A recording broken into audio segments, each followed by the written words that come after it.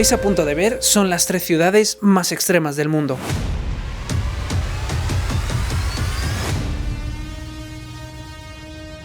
Veremos cómo se vive en Death Valley Furnace Creek, el lugar más caliente de la Tierra. Después viajaremos a su polo opuesto, Omiakon, en la región de Yakutia, Rusia, donde la temperatura allí puede descender a los menos 71 grados centígrados.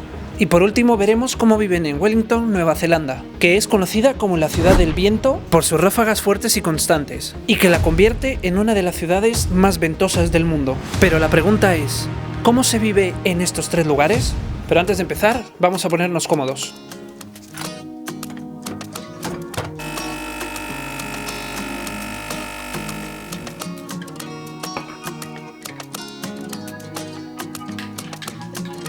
Furnace Creek es un pequeño asentamiento turístico, pero vivir allí no es un juego. En verano, las temperaturas alcanzan los 53 grados centígrados. El aire acondicionado es cuestión casi de supervivencia. Hay días en los que el cielo parece una lupa gigante enfocando en la tierra, y el viento es como abrir un horno industrial.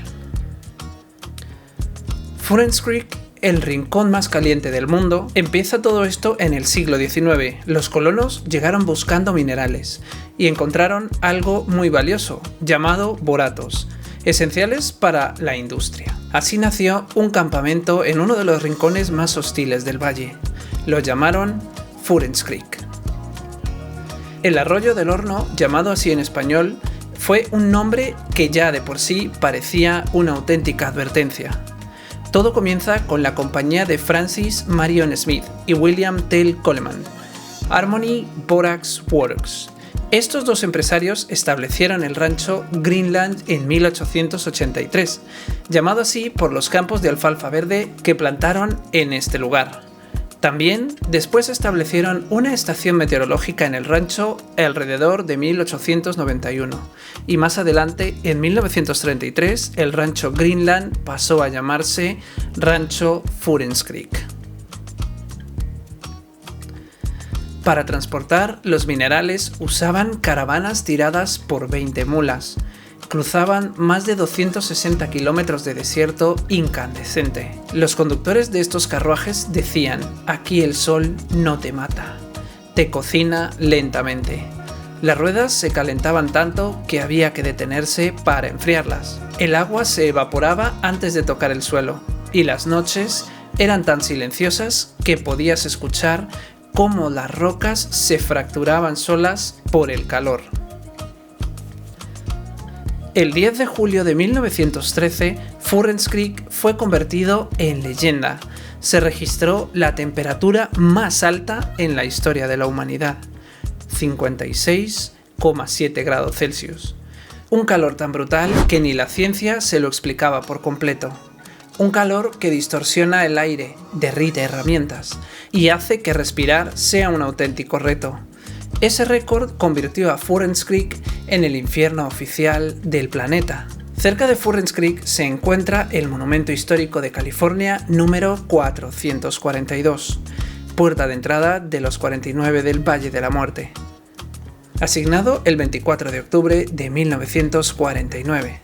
El marcador de esta ruta está en la esquina de la ruta estatal 190 y Badwater Road. Este monumento, el número 442, puerta de entrada al Valle de la Muerte, se cuenta que a través de esta puerta natural, los buscadores de oro del Valle de la Muerte de 1849, más de 100 emigrantes del Medio Oeste, que buscaban un atajo hacia los yacimientos de oro del centro de California, entraron a este Valle de la Muerte en diciembre de 1849. Todos sufrían de sed y hambre, buscando escapar de la región. 2 de ellos se dirigieron al suroeste desde este lugar, mientras que los demás continuaron hacia el noroeste. Se dice que son estos inmigrantes quienes dieron al Valle de la Muerte su nombre tan poco atractivo y peculiar. Y aún así, y con todo esto, en medio de este infierno hay un oasis, pozos subterráneos que alimentan palmeras, jardines y hasta un campo de golf. Sí, un campo de golf en el lugar más caliente del planeta.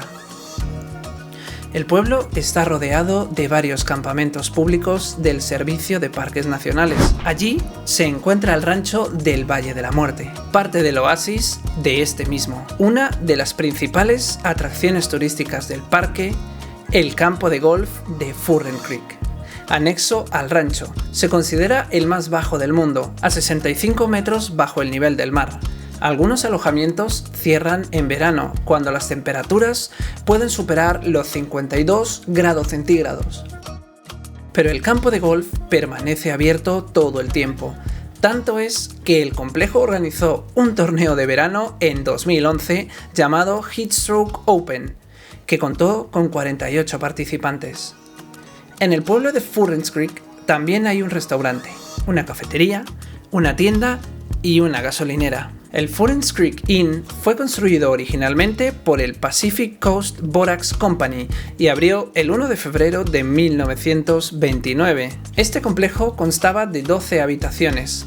Richard C. Baker, el entonces presidente de Pacific Coast Borax, tenía la intención de promocionar turísticamente el Valle de la Muerte. Todo esto era un esfuerzo para aumentar los ingresos en la Tonopah and Tidewater Railroad, originalmente construida por Francis Marion Smith, para transportar todo ese bórax que habían extraído de ese lugar. Pero, a falta de nuevas fuentes de ingresos, en la década de 1930 se añadieron 20 habitaciones adicionales, así como una enorme piscina y canchas de tenis. La Fred Harvey Company ha gestionado las instalaciones durante décadas. El Desert Inn ahora cuenta con alrededor de 66 habitaciones, situadas en la ladera, y está abierto de octubre a mayo. También cuenta con el Borax Museum, se encuentra en el Furren Creek Ranch.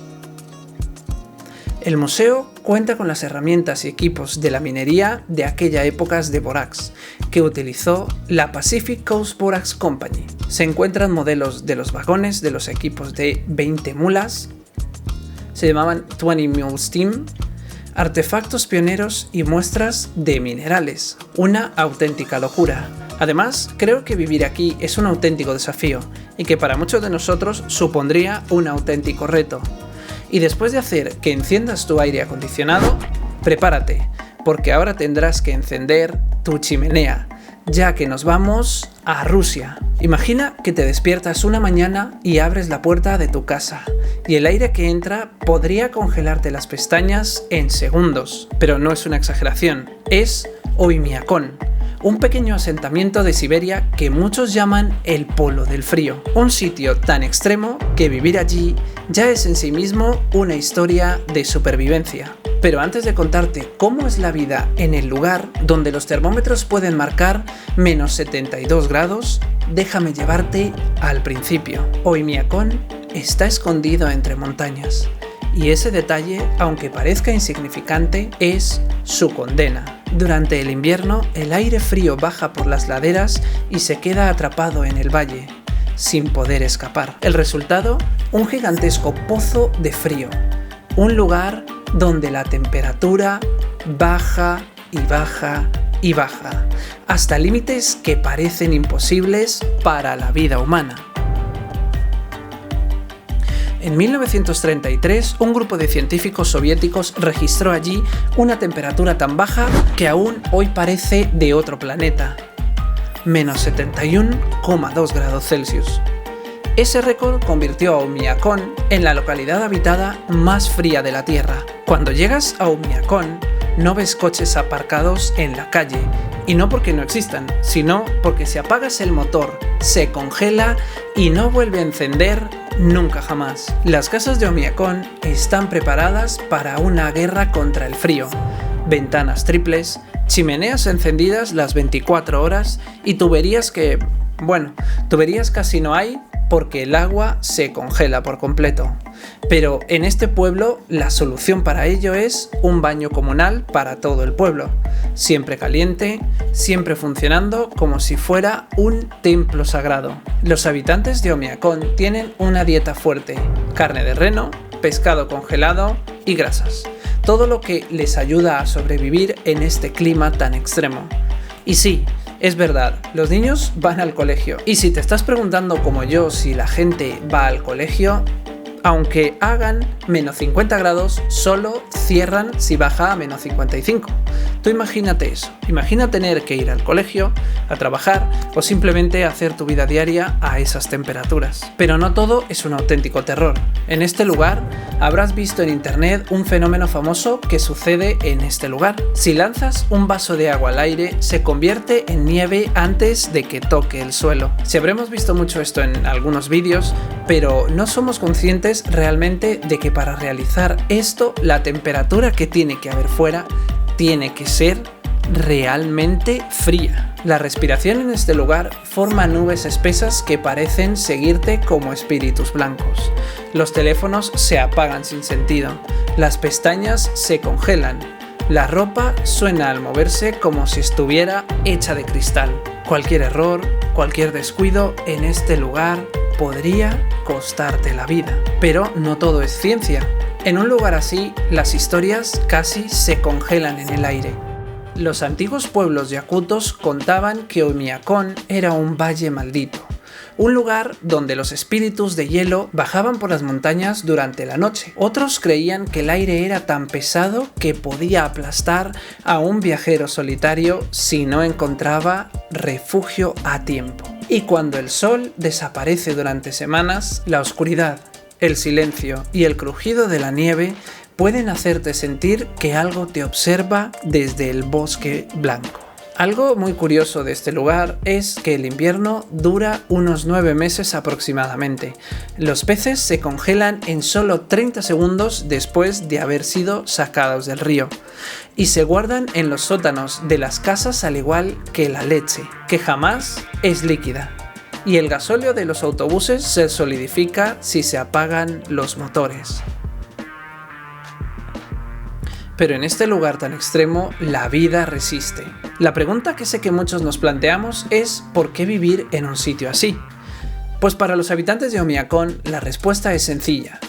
Porque es su hogar. Nacieron allí, crecieron allí, criaron renos allí, amaron, celebraron, rieron en un rincón del mundo donde cada día es una auténtica prueba de supervivencia. Y eso es lo más increíble. En el lugar más frío del planeta, el calor más importante es el humano. Omiakon no es solo un pueblo, es un recordatorio de que la Tierra aún tiene rincones salvajes, feroces y casi inimaginables. Un lugar donde la supervivencia es un acto de orgullo, donde el frío te desafía y los habitantes responden con una fuerza que parece de leyenda. Y aquí te dejo una pregunta. ¿Te atreverías a pasar una noche allí? Después de conocer este lugar, no te quites el abrigo, porque ahora viajamos a Wellington, Nueva Zelanda. Imagina que estás caminando por el puerto de una ciudad hermosa, moderna, llena de vida, y de repente, una ráfaga de viento te obliga a agarrarte a lo que tengas más cerca. No porque sea desagradable, sino porque puede tirarte al suelo. Este lugar sí existe. Es Wellington, la capital de Nueva Zelanda, una ciudad donde el viento no es un simple fenómeno meteorológico. Es un habitante más de este pueblo. Pero antes de contarte cómo es vivir en uno de los lugares más ventosos del planeta, te voy a contar un poco acerca de la increíble historia de este lugar. Wellington está situado exactamente donde no debería estar una ciudad tranquila, entre el mar de Tasmania y el Océano Pacífico, en un estrecho conocido como Cook Strait. Ese estrecho funciona como un embudo gigantesco. Los vientos que viajan miles de kilómetros por el océano chocan directamente contra la ciudad, y al pasar por el estrecho se comprimen, aceleran y se vuelven brutales. El resultado, ráfagas que pueden superar los 120 km por hora en días normales y que llegan a más de 160 cuando el clima se pone mucho más adverso. Por eso la llaman Windy Wellington, la capital donde el viento manda. Caminar por Wellington es una experiencia única. Las farolas vibran, las cuerdas de los barcos silban, los tejados crujen como si algo invisible estuviera tirando de ellos, y la gente camina inclinada hacia adelante todo el tiempo. Los arquitectos de la ciudad han tenido que diseñar edificios especialmente preparados, ventanas reforzadas, esquinas aerodinámicas, miradores que parecen naves espaciales. Todo pensado para no salir volando de allí. Incluso hay barandillas en zonas de la ciudad que existen únicamente para este motivo, para que los ciudadanos no acaben en el suelo cuando llegue una ráfaga sorpresa. Antes de los colonos europeos, la zona de Wellington ya era conocida por los pueblos maorís. Ellos la llamaban Tewanganyu a Tara, la gran bahía de Tara, y describían la región como un lugar lleno de espíritus del viento. Cuando los europeos llegaron en el siglo XIX, buscaban un puerto natural y seguro, pero se encontraron con una fuerza de la naturaleza que no tenía intención de amansarse. A lo largo de la historia, Wellington ha visto tempestades que levantaron tejados, tormentas que han destrozado barcos y días donde la ciudad entera parecía un velero luchando contra el océano. Aún así, la ciudad creció y no solo eso, se convirtió en capital en el 1865, demostrando que ni el viento podía detenerla. Desde el Monte Victoria puedes oír cómo el viento golpea los árboles como si fueran cuerdas de un instrumento gigante. Hay días en los que las ráfagas son tan fuertes que crea un sonido profundo, un rugido que vibra en el pecho, como si la ciudad estuviera respirando con muchísima fuerza. Los locales dicen que el viento en Wellington te habla. Se dice que te avisa cuando llega una tormenta, te empuja cuando quiere que aceleres y te grita cuando te quedas quieto demasiado tiempo. Wellington ha vivido episodios extremos a lo largo de su historia, como la tormenta de 2013, cuando ráfagas de más de 200 km por hora arrancaron tejados, derribaron árboles y obligaron a cerrar el aeropuerto de la ciudad. Sí, hay un aeropuerto. Imagina por un segundo lo que tiene que ser llegar a esta increíble ciudad en avión. Las maniobras de los pilotos y las constantes turbulencias pueden hacer que tu viaje tan siquiera haber llegado se convierta en un auténtico reto.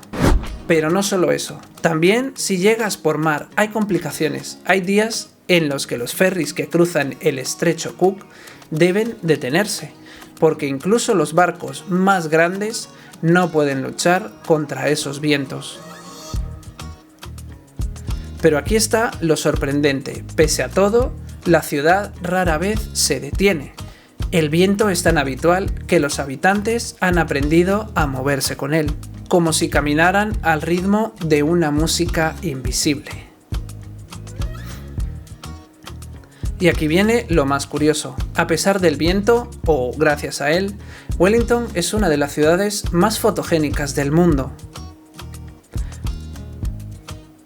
Su skyline frente al agua, sus colinas verdes, sus atardeceres que parecen pintados con aerógrafo y su vida cultural vibrante la convierte en algo totalmente único. El viento trae nubes, pero también cielos limpios. Hace que el mar cambie de color y le da a la ciudad un movimiento constante que es casi hipnótico. Wellington no es solo la ciudad más ventosa del planeta, es un lugar donde la naturaleza pone las reglas y la gente las acepta sin ningún temor. Una ciudad construida contra el viento, moldeada por él y orgullosa de su carácter salvaje. En Wellington, cada ráfaga cuenta una historia, cada esquina guarda un susurro y cada día te recuerda que estás viviendo en un lugar donde el viento no sopla, ruge. Aquí te dejo una pregunta que quizás te cueste contestar. ¿Te atreverías a caminar por sus calles en un día de ventisca?